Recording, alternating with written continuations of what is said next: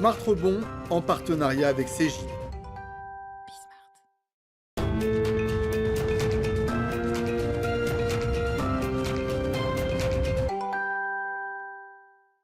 Salut à tous, on est de retour, c'est Rebond, l'émission en partenariat avec Cegid. Alors, c'est une des thématiques clés de Cegid, mais c'est aussi une thématique clé du business, j'ai presque envie de dire depuis 2 ans. Ce qui en fait d'ailleurs quelque chose qui s'installe. Est-ce qu'on peut encore parler de gestion de crise quand on parle de la gestion du cash aujourd'hui ? C'est ce dont on va parler tous ensemble.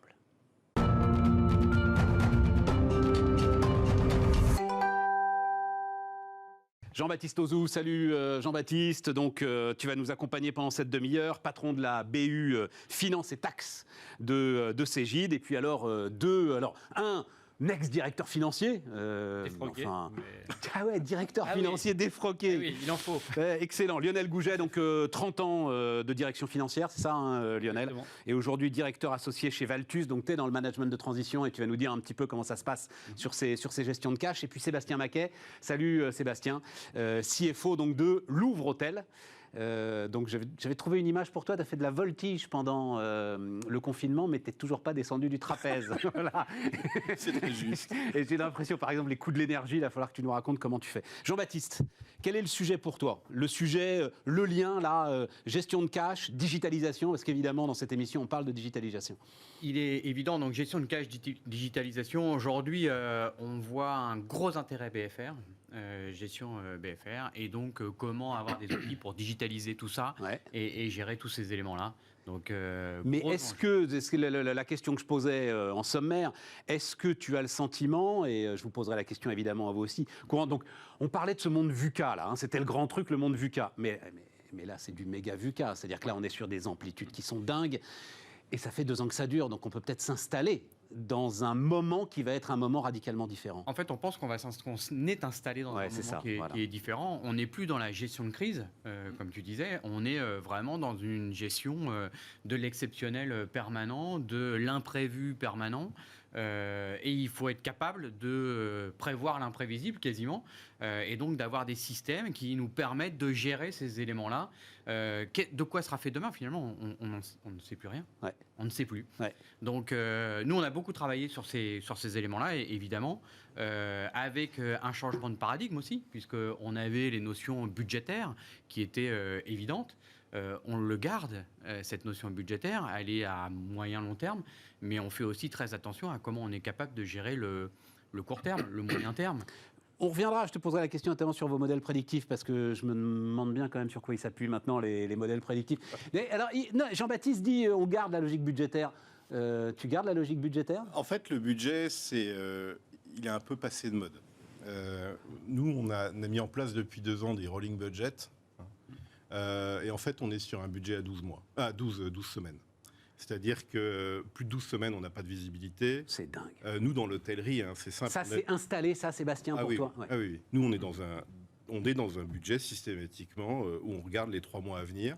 Après, c'est de la tendance, mais c'est absolument plus rien d'autre. C'est particulièrement vrai sur le cash, mais c'est vrai sur... nous, on est dans un business qui a été évidemment très fortement impacté par la crise, avec les phénomènes d'ouverture, des réouvertures, de confinement, déconfinement, en plus région par région, pays par pays, qui fait que à plus de 12 semaines, on estime que les tendances même de consommation, on n'est pas capable vraiment de les lire. Alors là, on a commencé à avoir des bonnes indications, l'été devrait être pas mal, mais pour être capable de prendre des bonnes décisions... Il suffit que Poutine, finalement, se dire « Tiens, je vais aller à Kiev » et ton été, il est par terre. Et le sujet, il est là. C'est qu'en fait, on est à la fois dans du microéconomique, du local, et du macroéconomique stratégique qu'en fait, qu'on ne peut absolument pas mesurer et sur lequel on ne peut pas jouer. Et donc, ça nous oblige à revenir sur un système qu'on maîtrise, un système très local, très localisé, sur lequel on a une vue très précis, sur lequel on peut faire quelque chose. Parce que tous ces systèmes-là, ils n'ont d'intérêt que pour agir. Parce que sinon, on ne fait rien. Et donc, la difficulté qu'on a, c'est la capacité, dans la digitalisation, en fait, à remonter une information qui est une information pertinente. Le nombre de fois où, en début de crise, on s'est retrouvé avec une information qui avait 2 semaines d'âge. C'est ça. Et en fait, 2 semaines d'âge, c'est trop tard. Et donc, en fait, ça ne sert à rien de remonter. C'est particulièrement vrai sur le cash, qui est quand même à la quintessence même de tout ce qui est activité commerciale, toutes les problématiques de coûts.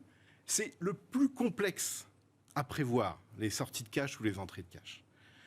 Bon, on va aller voir ce que permet la digitalisation. 12 semaines, c'est le maximum. Lionel, les entreprises dans lesquelles tu interviens, donc tu interviens évidemment quand même avec une casquette finance, voilà, exact. Finance et digitalisation. C'est clair. Projet de transfo en ce moment, de structuration de fonctions, le cash clé de partout, et on retrouve effectivement des temps longs de type budget ou projection, mais qui sont plutôt, comme tu le disais, effectivement des éléments de tendance, et pour donner les grands éléments de guideline, ne serait-ce que pour communication marché, actionnaire, etc., etc. Et puis parce qu'il faut aussi arriver à se projeter pour les investissements longs ou les éléments de ce type-là. Mais le rolling 13, le fameux rolling 13... Attends, rolling 13, c'est quoi? C'est 13 semaines, donc c'est ça. Projection sur 13 semaines, qui était, entre guillemets, passé un temps, l'abanage des boîtes en grosse difficulté en tant que telles, qui était lorsque les équipes d'IBR arrivaient, effectivement, le premier truc qu'ils posaient, c'était le rolling 13, projection à 13 semaines, va contenir les 2-3 mois à venir, effectivement. Maintenant, ça devient de façon assez systématique de partout, et c'est vraiment l'endroit sur lequel on doit avoir cette visibilité, effectivement, très court terme sur le cash, qui est extrêmement importante. Et donc, on va conjuguer à la fois ces 13 semaines ou 12 semaines, effectivement, glissantes de façon permanente avec la projection de BFR, et on va y revenir parce qu'aujourd'hui, il est juste clé dans ces éléments-là, avec l'inflation, avec tous ces éléments qui bougent dans tous les sens possibles et imaginables. Et puis, on garde ces aspects de projection parce que, quelque part, il faut quand même avoir une idée, quitte à avoir plusieurs scénarios, et on assiste de plus en plus à des trucs à tiroir un peu dans tous les sens, pour voir effectivement là où on peut se projeter, et avec un rôle du CFO qui est à ces 3 instants de raison, le très court terme, avec cette nécessité de pérenniser le cash, le truc horizon, allez, maximum 1 an, 6 mois, 1 an, forecast budget, et puis cette tendance longue qui vaut au moins pour la discussion avec les investisseurs, etc. Mais effectivement, très Jean-Baptiste, structuré en ce moment. Pas mieux. Pas mieux. Pas mieux. Mais tout ce que décrivent là Sébastien et Lionel, c'est forcément des systèmes digitaux derrière qui viennent appuyer l'ensemble de ces multiples scénarios, par exemple, qu'il faut écrire. C'est exactement ce qu'on vit tous les jours. Donc on est passé d'un système budgétaire, prévision long, moyen terme, à un système 13 semaines, donc 12 ou 13 semaines, peu importe, ce fameux rolling forecast que l'on fait permanent. Donc c'est une comptabilisation du cash tournante sur 13 semaines qui nous permet d'avoir une visibilité. Et aujourd'hui, tout le monde n'est pas encore passé à ça. Tous les secteurs d'activité ne sont pas passés au rolling forecast, mais on voit sur tous les secteurs d'activité sous tension ou sur variation très forte, ils sont en train de s'y mettre fortement. Et donc un de nos enjeux à nous, ça a été de comment gérer les deux phénomènes, comment gérer les deux modes de gestion, ce fameux budgétaire moyen-long terme et ce rolling forecast. Parce qu'il y en a encore qui te le demandent. Tu as encore des clients qui te demandent. Il y a encore des clients qui le demandent parce que comme tu disais, l'investissement vis-à-vis du marché, vis-à-vis de fonds d'investissement, vis-à-vis quand on est sous covenant bancaire ou des choses comme ça, là, dans ces cas-là, on a besoin de cette visibilité un peu plus long terme. Pour sortir de la dette. Non, je pense juste à un truc qui me fascine là de tout ce que vous dites, c'est que on est quand même dans un moment électoral intéressant et on fait quand même des chiffrages de programmes sur 5 ans. Voilà. Donc, l'État devrait aussi peut-être passer au rolling forecast. Qu'est-ce que ça donne concrètement dans tes décisions d'investissement, par exemple, aujourd'hui, Sébastien, cette incertitude qui t'entoure en permanence? C'est-à-dire, il faut isoler, il faut arriver à s'isoler du mouvement et des mouvements du cash pour pouvoir quand même continuer à investir. Ce qu'il faut, c'est déjà avoir une tendance quand même. Je reviens sur ce qu'on disait. Nous, dans l'hôtellerie, on pilote aussi de l'immobilier. Donc, on est sur un temps très, très long. Et le cash, c'est un cash très court terme, mais c'est aussi de la dette. Et la dette implique d'avoir une vision un peu plus moyen-long terme. La problématique qu'on a, c'est que quand on pilote, dans des secteurs ou dans des moments qui sont vraiment très incertains, il faut piloter un peu au cash. Il faut revenir à une notion finalement assez basique de cash return. Donc combien ça va m'apporter en termes de cash. Nous, dans l'hôtellerie, on fait des allocations d'actifs évidemment en permanence.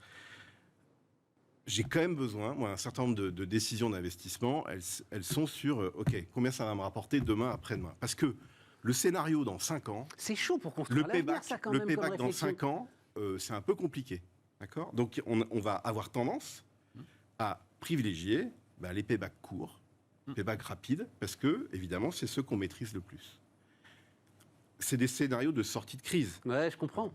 Voilà. Mais ce qu'on est en train de se dire là, c'est que c'est peut-être pas des scénarios de sortie de crise. C'est peut-être des scénarios dans lesquels on est pour plusieurs années. Le sujet, il est Est-ce qu'après, que il ça faut handicape- reformater la matrice. Est-ce que ça handicape ta vision de l'avenir ? Complètement. Eh oui, voilà. Bah oui, forcément, puisque en fait, on est dans des temps qui sont longs. Et on parlait d'outils.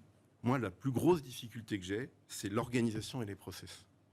Les outils, on peut les mettre en place, mais changer les organisations, le mindset des gens, c'est le plus compliqué. Ben, je te donnerai la parole C'est là-dessus. le plus compliqué. Lionel ? Et c'est ça qui prend plus de temps. Hein. C'est clair. Complètement d'accord.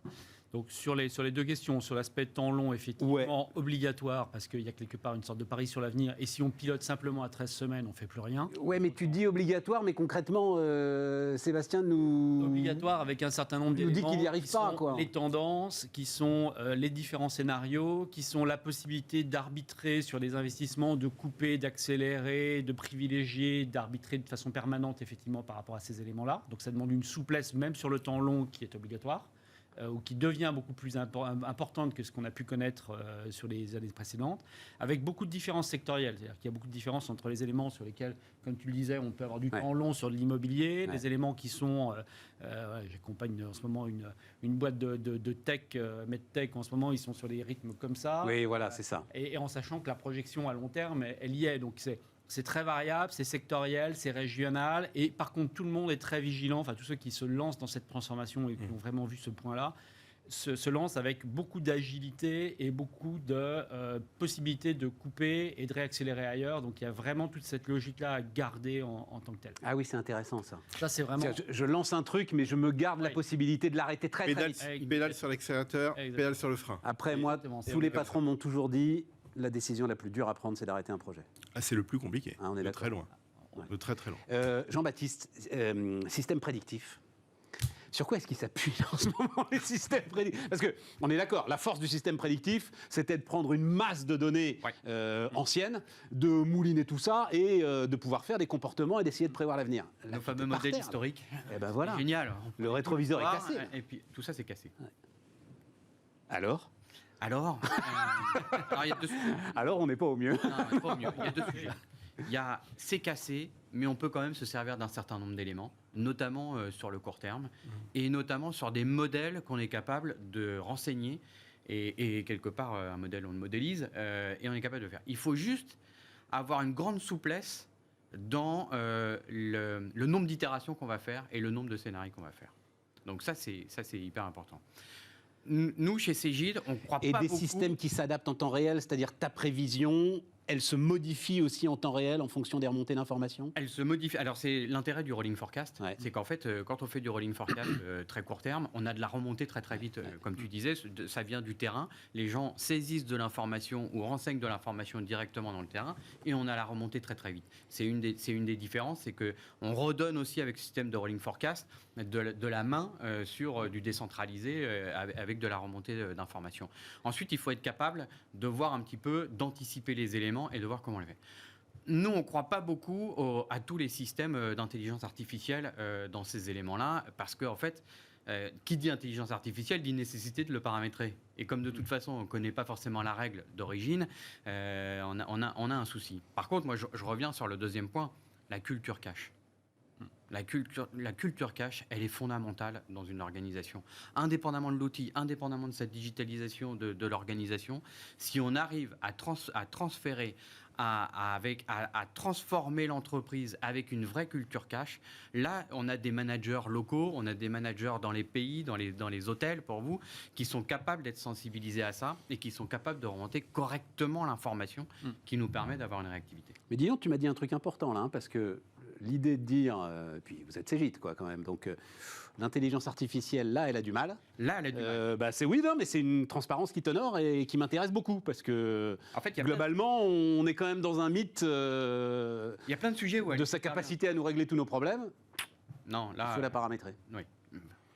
Il faut être capable d'avoir la règle qui permet de. Culture cash, ça veut dire, Jean-Baptiste disait, rentrer les infos, le terrain rentre les infos.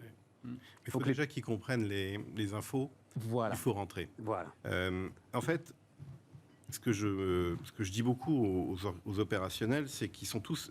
La problématique du cash, c'est qu'il est par nature centralisé. En tout cas, nous, on essaie de le centraliser pour le contrôler. Pour autant, tous les acteurs de la chaîne vont participer à la prévision du cash ou évidemment à la collecte du cash.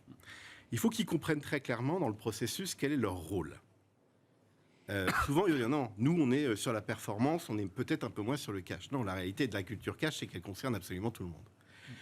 Et donc il y a un gros travail d'évangélisation à faire dans les équipes, pas que les équipes financières, hein, l'ensemble des équipes opérationnelles. C'est ça. Mais c'est ça. Dans les hôtels, nous dans tous nos hôtels, les premiers cash collecteurs, ce sont évidemment les équipes hôtelières qui récupèrent le cash auprès des clients. Et donc c'est comme au rugby, hein, on se passe la balle et en se passant la balle, on se donne de l'information. Et en se donnant de l'information, et c'est là où le système est important, il vient en support d'une organisation et certainement pas l'inverse. Donc on se passe l'information, on est capable de la qualifier et on est donc capable d'aller la chercher au bon endroit. Elle est là la culture cash. Donc la culture cash, elle est avoir une bonne organisation qui sait ce qu'elle fait, avec des bons processus, donc l'information, comment est-ce qu'elle transite, supportée par un bon système. C'est facile à dire, c'est plus compliqué à mettre en place. Hein. Voilà, c'est ça. C'est une magnifique plaquette en, tu sais, 4 par 3. Vas-y. Tout à fait, complètement d'accord avec toi.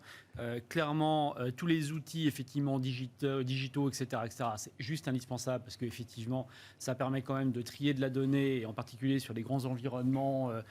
Et notamment la partie retail, tourisme, etc., où il y a des milliers... Enfin, mais est-ce que tu as senti, Lionel, toi, dans les expériences que tu peux traverser, qu'ils touchaient leurs limites aussi de temps en temps, ces outils, dans ces périodes complètement dingues? C'est évident. Que ça, c'est tous les éléments qui permettent d'avoir de la remontée d'infos le plus en temps réel possible. Maintenant, si l'élément digital n'est pas alimenté par les process, par les flux, etc., et on envoie des tonnes d'organisations perturbées par les lendemains de Covid, par les burn-out, par les machins, etc., le digital, il tombe parce qu'il ne s'appuie sur rien. Donc c'est clair que toute la partie process, etc., est juste clé. La partie culture et appropriation globale au sein de l'entreprise est juste clé également, parce que les aspects de BFR, etc., ça fait partie des éléments qui sont extrêmement importants. Je vois encore beaucoup de personnes qui ne voient pas les sujets de dette, de BFR, d'accompagnement de la croissance et du développement et compagnie, et qui restent dans ces aspects très courts, même s'il est très important, mais sans visualiser les aspects passifs de dette, etc., etc. Donc ça, c'est extrêmement important. Et puis, je rajouterais également un autre élément, en particulier dans ces un peu montagnes russes, où on croise des signes noirs un peu de temps en temps. Il y a aussi un truc en parallèle de la digitalisation du process et compagnie, qui est quelque part l'intuition, le flair, le bloc de post-it et le calcul qu'on fait sur un coin d'enveloppe. C'est très basique, hein, ce que je dis, et c'est très con, mais extrêmement important ça le fait pas, ou en tout cas il y a quelque chose qui intrigue. Tu veux dire ça, il faut continuer à le faire. Ah bah ça, c'est juste indispensable. Pour moi, c'est juste indispensable. Ah, c'est marrant ça. Au milieu des systèmes les plus sophistiqués de la Terre, tu vas garder un post-it. Ah, toujours.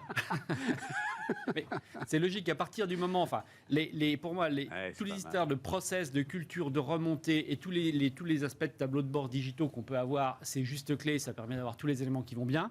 Et par contre, il y a un moment où quand on vient dans un élément de quoi la bagnole elle fonce dans un mur ou qu'il y a le truc qui fait machin, il y a un moment où quelque part on doit revenir sur les fondamentaux et sur le savoir-faire, le feeling, et voilà. Tu souscris, malgré ton... Non, malgré mon métier. Malgré ton métier, ton métier. Tu sais, ça me fait penser à l'époque où vous avez tous connu ça. On nous avait dit, ça devait être il y a 30 ans, ça va être le zéro papier. Oui. Moi, je me souviens, là où je travaillais, ils avaient supprimé les bureaux, même. Il n'y avait plus besoin de bureaux, parce qu'il n'y aurait plus de papier. Ouais, tu parles, ils sont revenus vite, les bureaux. Hein. Ben voilà. Donc, je souscris totalement. Ouais. L'outil ne remplacera jamais tout. Donc, à un moment donné, l'expérience, le savoir-faire, le feeling, comme tu disais, le ressenti du terrain, c'est fondamental. On ne peut pas passer outre ça. Et il n'y a pas moyen de le rentrer dans un outil, ça, justement, donner du talent à l'outil, en fait, c'est ça, ça doit être la quête ultime. C'est la quête ultime. On peut améliorer en permanence les outils, on peut rajouter des fonctions, on peut rajouter des options, on peut rajouter des moyens de le paramétrer, mais à un moment donné, on peut pas remplacer le cerveau humain. Donc, Non, c'est bien. Enfin, c'est plus que le cerveau, c'est l'instinct en fait. Hein. Et voilà, c'est ça. Là, il y a de l'instinct. C'est l'instinct de l'entrepreneur, l'instinct de... Ce que permet l'outil, ce que permet l'outil, c'est qu'il permet la collaboration, évident, le temps réel. On en a vraiment besoin. Ouais, c'est ça. Voilà. En revanche, il ne permet pas l'intuition. D'accord ? Donc, il y a un moment, derrière un outil, il y a un pilote, toujours. Et donc, c'est assez basique, mais il y a un moment où il faut savoir se décrocher de l'outil. D'ailleurs, en l'occurrence, l'intelligence artificielle, c'est bien. La difficulté, c'est qu'il faut être parfois capable de l'expliquer, surtout dans des retournements de tendance. Et si vous n'avez pas des gens, des data analystes ou des data scientists qui sont capables de comprendre les algorithmes que crache l'outil, et ils ne sont pas capables, parce qu'ils sont trop sophistiqués, et bien à un moment, on met de côté la prédiction, et puis on revient... Bon vieux papier crayon. C'est une très bonne conclusion, ça, Sébastien. C'est-à-dire que c'est tellement important ce que vient de se dire le cash qu'à un moment, tu ne peux pas faire confiance à une boîte noire. Ouais. On ne peut pas prendre de risques. Et donc, il y a un moment, on pose le stylo, on prend du recul, et on disait comment est-ce qu'on fait ? Quel que soit l'outil, quelle est la perfection ? Évidemment, plus il est collaboratif, plus il est en temps réel. Et donc ça, c'est là où on a besoin d'outils digitaux forts, plus on sera rassuré en tant que CFO. Mais... évidemment, et à un moment où c'est l'intuition du CFO, il ne faut pas se planter. En fait, c'est la confiance. Mais c'est ça. Et c'est exactement ça. Dans le process et l'organisation. Exactement. Si l'outil est capable de donner confiance dans les éléments remontés, dans l'organisation qu'on a modélisée, là, on est bien. Et aujourd'hui, il y a encore un problème de confiance. Quand vous interrogez les DAF, globalement, ils disent est-ce que vous avez confiance dans les outils de cash ? Très souvent, on nous dit non. Et donc, si vous avez des moyens, il est temps de s'y mettre. Si vous avez des moyens de remonter cette information-là en temps réel, quasi en temps réel, et de l'analyser correctement, et de remettre à disposition des chiffres pour la prise de décision, avec la confiance dans les chiffres, là, vous avez gagné. C'était passionnant. Merci, merci Lionel, merci Sébastien. Jean-Baptiste, tu restes avec moi et on va voir la partie Startup Innovation. On repart donc, c'est François Mangeot qui nous accompagne. Salut François. Bonjour Stéphane. Ton entreprise, elle a un nom de... on dirait, tu sais, les codes à l'aéroport, les avions qui décollent. FYGR. Qu'est-ce que c'est que ce nom ? Alors, on va parler, alors, comme on l'a dit, Trésor intelligente. Ouais. Qu'est-ce que c'est que ce nom, FYGR ? FYGR. FYGR. Donc Figure, c'est un nom qu'on a choisi parce qu'il évoque à la fois la notion de chiffre, figure en anglais, et l'acronyme Forecast Your Growth, prévoyez votre croissance. On aide les dirigeants, on va l'expliquer, à prévoir leur croissance en soutenant leur prise de décision opérationnelle par rapport aux contraintes de cash qu'ils peuvent avoir au sein de leur structure. Alors vas-y, raconte. Ce qu'on fait avec Figure, très concrètement, c'est qu'on met à disposition des dirigeants de petites structures, donc on parle de TPE, petites PME, une solution clé en main de suivi, gestion et prévision de la trésorerie. Concrètement, Figure, c'est une solution qui va donner aux dirigeants une visibilité à 360 degrés sur son cash, c'est-à-dire comprendre où est-ce qu'il en est aujourd'hui et surtout comment est-ce qu'il en est arrivé là, c'est-à-dire qu'est-ce qu'il a entré, qu'est-ce qu'il a sorti en termes de catégorie de coûts, notamment sur les derniers mois. Ouais. Et une fois qu'il a une vue claire sur ce qui s'est passé historiquement, l'aider justement à projeter son cash sur les mois à venir. Donc justement, on vous en parlait juste avant, alimenter ce rolling forecast à court terme et construire un budget un petit peu plus moyen et long terme. La TPE, la PME, alors ça, je connais, on est dedans. Elle n'est pas au rolling forecast, elle est j'ai presque envie de dire, au daily forecast, la TPE, la PME. Elle regarde ça tous les jours comme le lait sur le feu, non ? Elle a besoin... Vas-y, Jean-Baptiste. Oui, c'est tous les jours. C'est tout l'élément de complémentarité, d'ailleurs, qu'on peut avoir avec François. C'est-à-dire que nous, on s'adresse plutôt à des entreprises organisées, structurées. Voilà, exactement. Où les questions de remontée d'informations sont importantes. Hyper importantes. Hyper importantes. Et puis, il faut aussi adresser nos clients TPE. Donc, parce que chez CJ, on a aussi beaucoup de clients TPE. Et on ne peut pas mettre des systèmes en place de rolling forecast sur 13 semaines dans une TPE. Donc, voilà, donc c'est pas possible. Donc, il faut avoir des outils beaucoup plus malléables que François apporte. Mais François, ils ont besoin de ces outils. La TPE, la PME, le patron, il est là dans son bureau, le commercial rentre, il ouvre la porte, t'as signé, t'as pas signé. Enfin, la remontée d'informations, pour le coup, elle se fait en temps réel. Ouais, il en a besoin parce qu'en fait, la remontée d'informations, elle peut se faire en temps réel, mais elle vient de plein d'endroits différents. Elle va venir de la banque, elle va venir de la compta avec les factures clients, les factures fournisseurs, elle va venir du commercial, par exemple, qui peut donner une information à l'oral. Et en fait, ce qu'on va faire sur Figure, c'est agréger tous ces flux d'informations dans une seule plateforme pour que le dirigeant et éventuellement les autres personnes qui ont besoin de gérer le cash au sein de l'entreprise puissent avoir cette vision exhaustive sur le cash passé, présent et surtout futur.